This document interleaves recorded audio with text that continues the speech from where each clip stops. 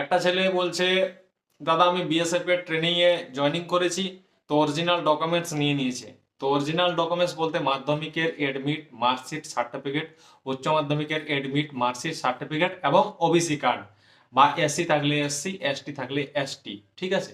তো এইটা কেন জমা নেয়, ঠিক আছে, এটা কবে ফেরত দিবে? এটা আমারও জমা করেছিল। কেউ বলে অরিজিনাল নিবে না। আরে ভাই, তুমি চাকরি করছো, তোমার অরিজিনাল নিবে না, এটা কি কোনো কথা হলো? ঠিক আছে, কোনো দালাল ক্যাম্পে গেলে জমা নেই, তাহলে তারা তো নিবে।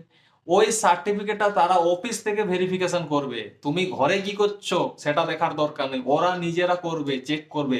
যদি ডুপ্লিকেট পায়, তোমার লাল দাগ দিয়ে রাখবে, তোমাকে চাকরি থেকে বার করে দিবে যে তুমি ডুপ্লিকেট সার্টিফিকেট নিয়ে এসছো। অনেকে রবীন্দ্র থেকে নিয়ে যায়, প্রাইভেট থেকে নিয়ে যায়, এই জন্য তারা এই জিনিসটা করে। চাকরি থেকে শুনবে অনেক ছেলে অনেক মেয়ে বাদ গেছে ডুপ্লিকেট সার্টিফিকেট, এই জন্যে। তো ওটা ফেরত দিয়ে দিবে, তোমার অরিজিনাল হলে তোমার কোনো সমস্যা নেই। তো আশা করি কথাটা বুঝতে পেরেছো। চ্যানেলটা